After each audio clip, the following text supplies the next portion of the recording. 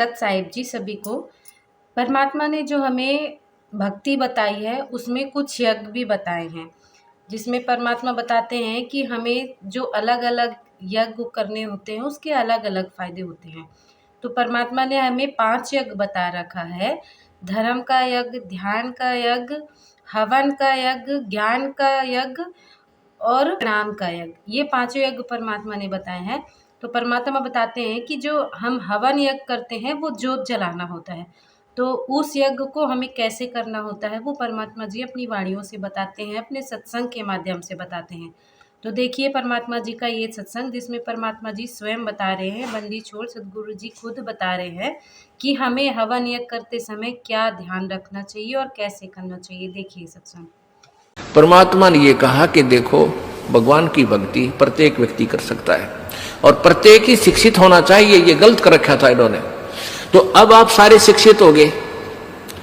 अब मालिक ने जो खेल खेला है, ये समय इंतजार किया है कि अब अपनी प्यारी आत्माओं को अपनी महिमा में अब बताऊंगा और सारे सबके समझ में आवेगी। अब आप सभी शिक्षित हो गए और सभी को मंत्र, ये परमात्मा की वाणी याद होगी। छोटे छोटे बच्चा के पूरी आरती याद हो रही है भगवान की वाणी की। अब एक रुई, एक 1.5 ग्राम 2 ग्राम रुई लगेगी, एक जोत बना दे, खड़ी जोत लगा दी, उसमें घी डाल दिया जितने आपकी इच्छा है, एक कटोरा भर दे, सारा दिन जलाए। तो उसमें वो घी उसमें डाल दिया और हम अपना मंत्र वाणी सुबह नित्यनेम करें, दोपहर रमैणी करें, शाम में संध्या आरती करें। ये भगवान की वाणी भी हम बोलते रहते हैं। तो वो भी हवन हो रहा है। उस लकड़ियों वाले हवन की तुलना में ये हवन श्रेष्ठ है, क्योंकि इसमें आप एक 100 ग्राम रुई में 1 क्विंटल घी हवन कर सकते हो। उसमें घी, उसकी जोत ने जलन नहीं दे, उसमें डालने जावेगी। 100 ग्राम जोत में 1 क्विंटल घी हवन कर सकते हो आप। और लकड़ियां में 1 क्विंटल घी हवन करने के लिए कम से कम भी 20 किलो तक कम से कम लकड़ी जला देते हो। तो उन लकड़ियों के जलने से कार्बन डाइऑक्साइड अधिक होती है। उस 2 धड़ी यानी 20 किलो लकड़ी समाप्त की जलने की तुलना में एक 100 ग्राम रुई की का प्रदूषण उससे कई हजार गुना कम होगा। तो हमने ये अपनाना है। तो हम अपना हवन डेली करें हैं। अब क्या करा करते, कोई मृत्यु होगी, बुलाओ गुरुजी ने और हमारा हवन करियो 2-3-4 दिन।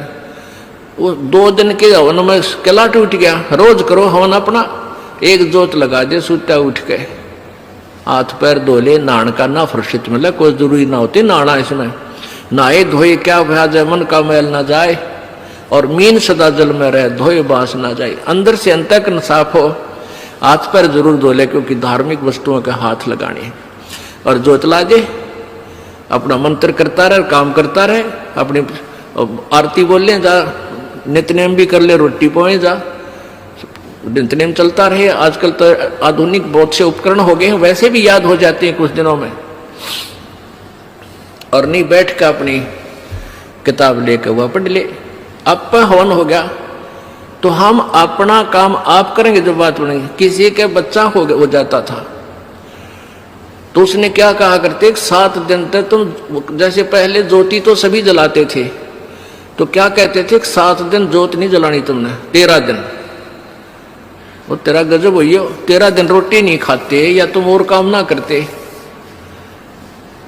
और किसी की मृत्यु हो जाती है उसमें भी ऐसे कहा करते थे। जैसे जन्म होने पर तो वो जब तक वो छठ ना होती इतने कहा करते, मृत्यु के बाद कहते हैं 13 दिन तक आपने कोई धार्मिक क्रिया नहीं करनी है। तेरा गजब हो। परमात्मा रोटी रोज खा रहे हो, किसी दिन भी ना छूटती, ठीक है। कोई प्रिय की मृत्यु हो जाती है, रो पीट के दोपहर तक ना खाओगा, शाम में खानी पड़ेगी, रो पीट के रोटी खानी पड़ेगी। तो ऐसे ही भक्ति परमात्मा का हवन ज्योति डेली आरती रोज करनी है, चाहे दुख हो चाहे सुख हो। ये परित्याग नहीं करना, ये भूल है हमारे। जैसा कि आपने देखा बंदी छोड़ का ये सत्संग, जिसमें परमात्मा जी ने बताया हवन यज्ञ के बारे में और कैसे करना चाहिए। तो आपको इस तरह की वीडियो अगर पसंद है तो लाइक कीजिएगा और अपनी राय कमेंट में ज़रूर दीजिएगा। फिर से मिलेंगे आपसे एक नए वीडियो के साथ, तब तक के लिए नमस्ते, राम राम, सत साहिब सभी को।